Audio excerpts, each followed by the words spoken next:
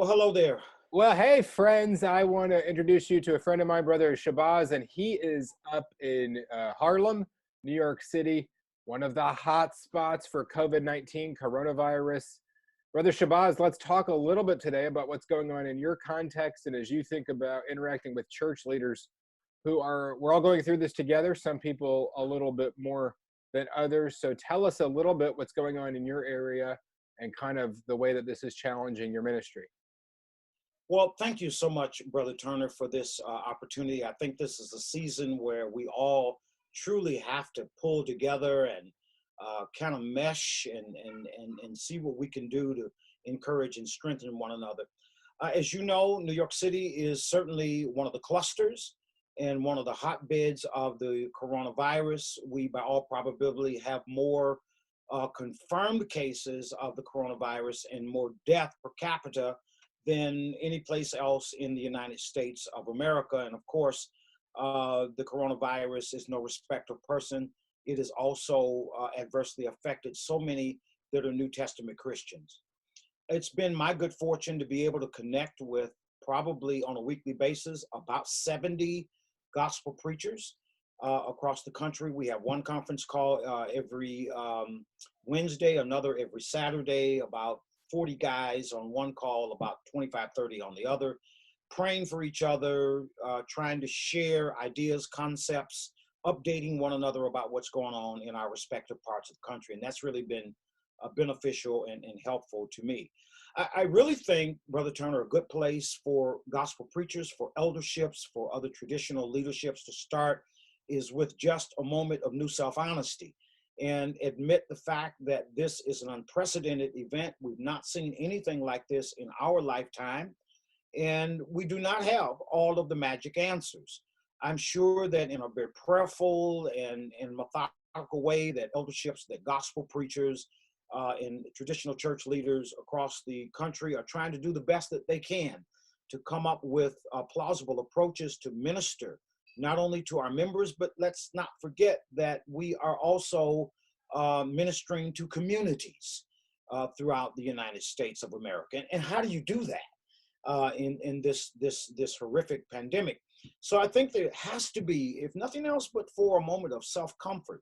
We don't, Brethren, we don't have any magic answers. There, you can't reach into a box and pull out, the perfect answer, and everything is not black or white. We're perhaps confronting more gray areas than we've ever faced in our lifetime. So I think that what's comforting is a moment of new self-honesty. I've admitted to myself, I don't have all the answers. I'm leaning on Brother Turner. I'm leaning on brethren all over the United States and beyond to pool our wisdom together to see how we can best minister to members. I think you're right, because a lot of our answers that we've traditionally given in church, which are good, and I'm not, if you said we're having a crisis, you would say, well, we all need to visit one another, and we need to take food to one another, and we need to gather together, and we need to pray together. And those answers aren't correct right now. We can't gather. That's part of and so there's a lot of ways that we're being challenged to be creative and humble about working our way through this, because those old answers don't presently work. That's right, because it's an unprecedented, and I'm not at all indicting, the verbal plenary inspiration of the Word of God or the wisdom of God. I don't think the problem is with the Lord. I think the problem is the way we've traditionally viewed how to handle crisis. But again, I don't want to be redundant. This is obviously an unprecedented crisis, and there aren't any prepackaged and bottled answers. So we're all trying to do what we can.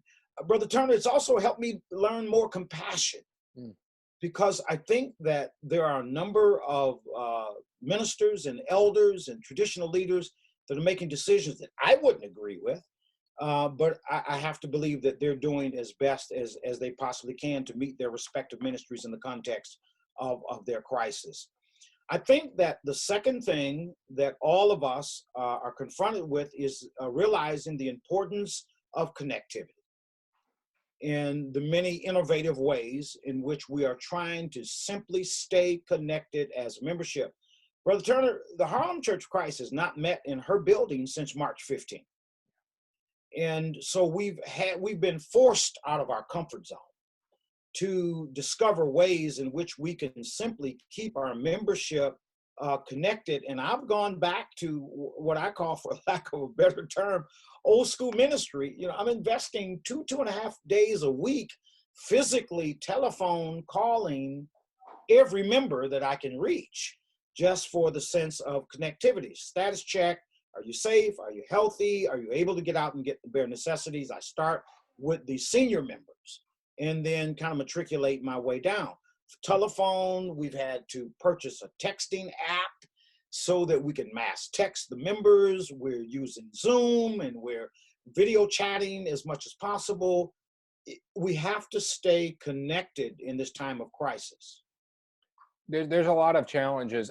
I experienced this. I don't know, using a phone. I'll admit I'm young enough that I don't make a whole lot of phone calls, and I've been calling people in church, but it's been refreshing. I think people have loved getting phone calls.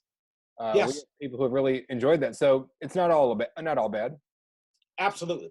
As a matter of fact, no one has to agree with this, and I'm not suggesting in any wise I have any answers. I feel very strongly, and I'm not indicating that God caused the coronavirus or that the Lord is punishing us. I'm not indicating any of that. But you know what? I'm mindful, Brother Turner, that before the Church of Christ was established, that God gave us an evangelism plan. The gospel was to be preached in Jerusalem and then Judea, Samaria, under the uttermost parts of the earth. And as we all know, the Jews didn't do that. They stayed in Jerusalem. And so finally, God had to scatter them.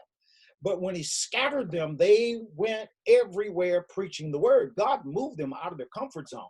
And I think fast forwarding, what has happened is we've become so attached to our church buildings, and we've kind of changed the gospel from a go ye to a come ye kind of feel.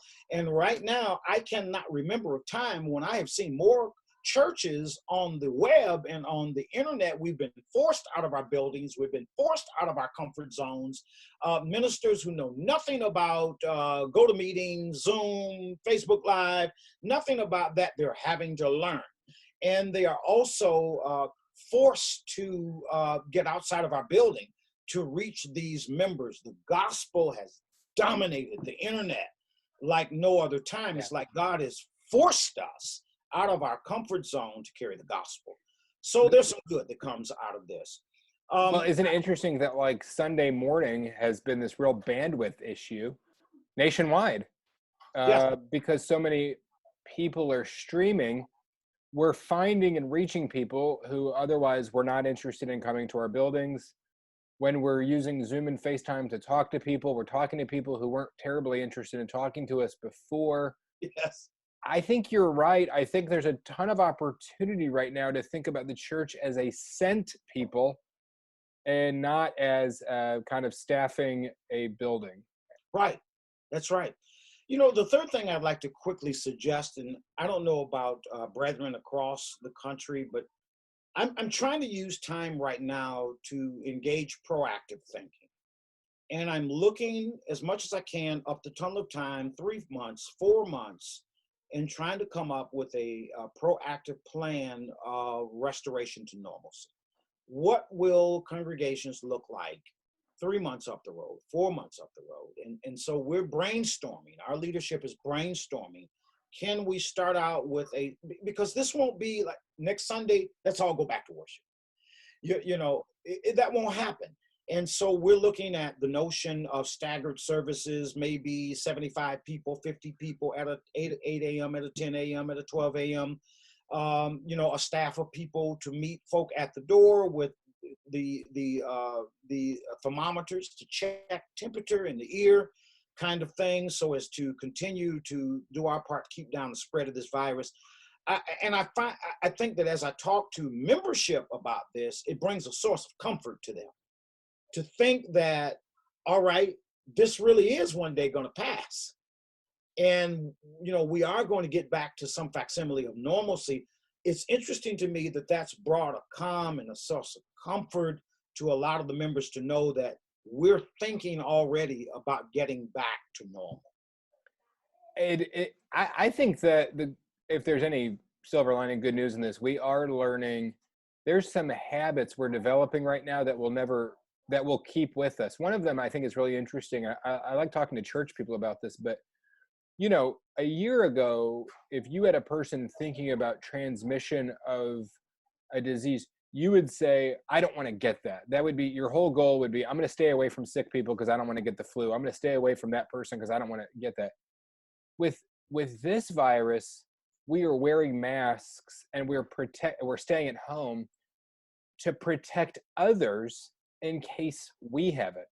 And so we're telling teenagers, don't go around grandma and grandpa because Right. you might be a carrier. I think for churches and for discipleship, this is kind of a radical, great place to be.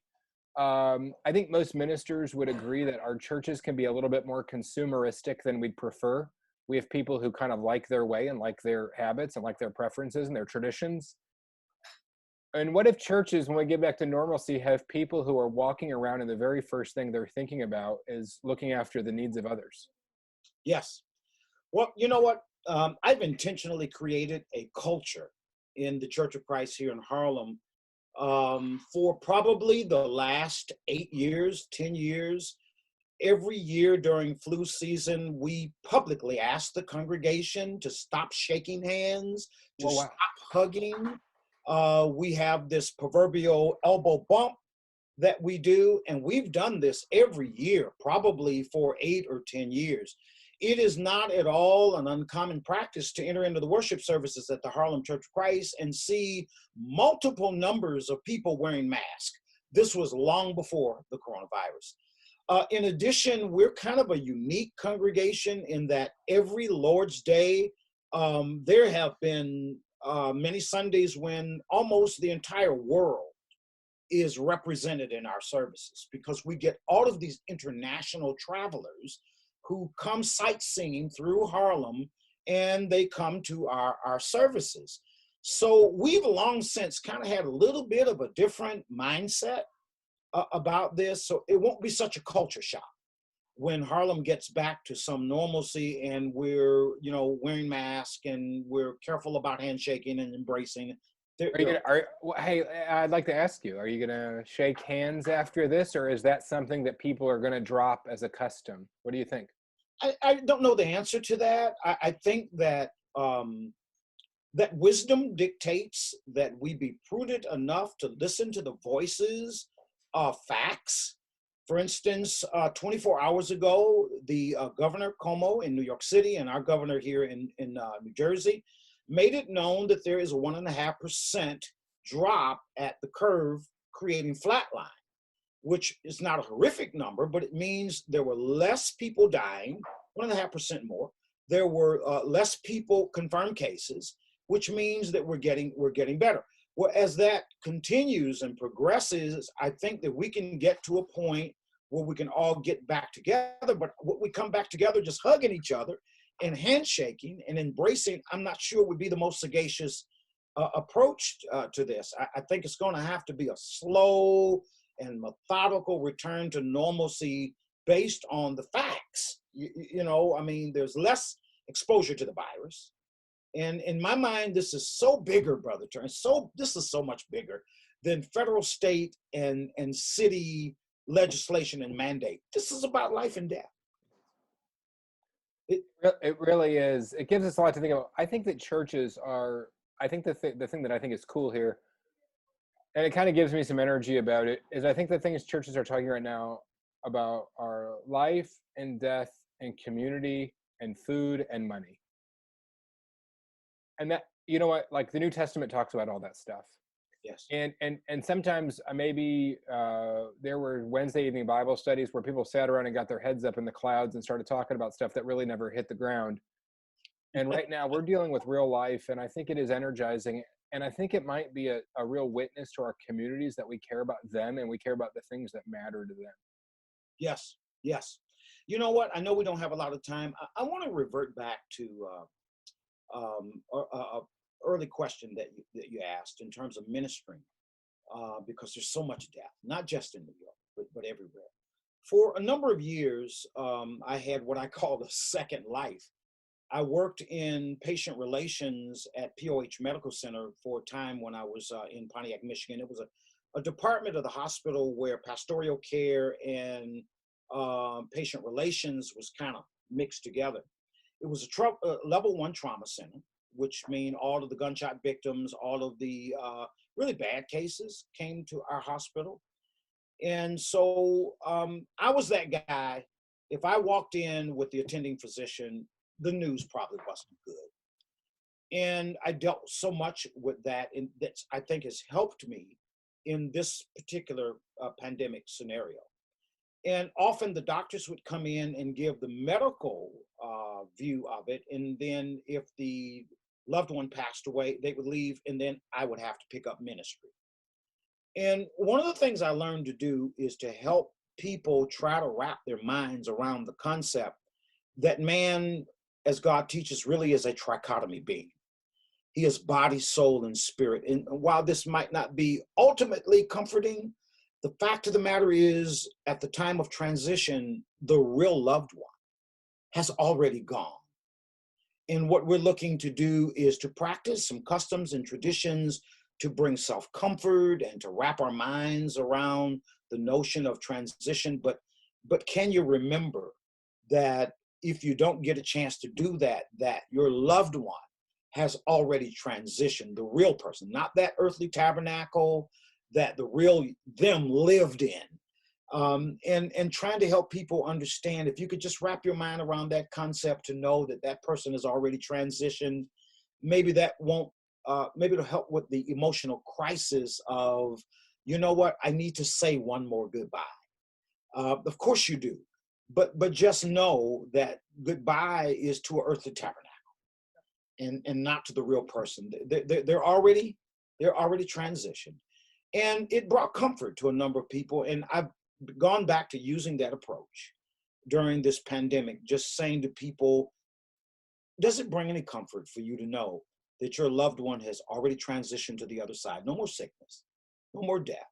What you're doing is celebrating life, celebrating legacy, the good memories, but you're doing it with the shell of who used to be there.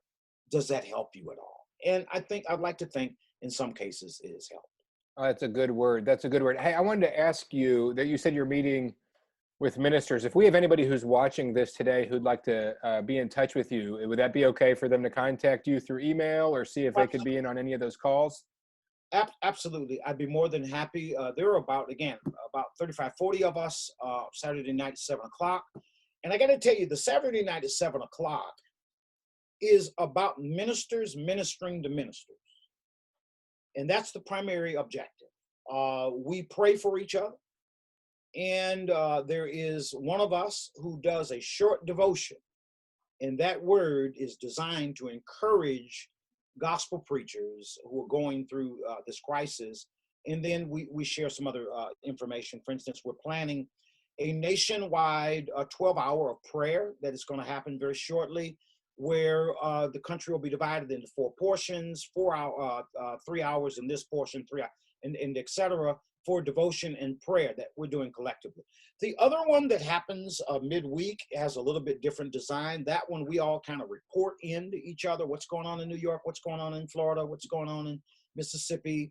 And listen, can you tell us, how are you guys doing with GoToMeeting? How are you doing with Zoom? How are you doing with this? So that, can you recommend anything that I could better use? Brother Turner, we ran into a crisis here in New York. I mean, Facebook, if you're familiar with Facebook Live, if you go split screen, you can only have, like you and I, 2 people. That's it. Well, I mentioned we haven't met in our building since March 15th. And I took a good look at the men who were meeting at the building, and all of them fell into that danger category. One guy has underlying issues with bronchitis and respiratory, and another guy, young guy, just recently had heart issues, and another one diabetes and recent pneumonia. We can't go to the building.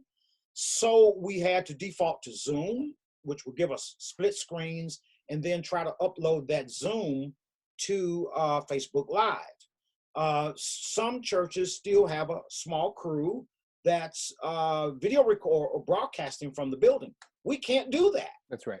Here in New York. So maybe it's those kinds of concepts and ideas that we're sharing with one another, and overall just trying to strengthen and motivate and encourage. I want to mention this as well. We are also working on a fund that we call Jacob's Well. Jacob's Well is going to be a special fund specifically for gospel preachers, because many of them will not be able to pay their mortgages. They will not be able to pay their car notes. They will not be able to pay their medical insurances. Even the most God-fearing of men, we fear when we get back to normalcy, if they have building notes, they're going to save the building.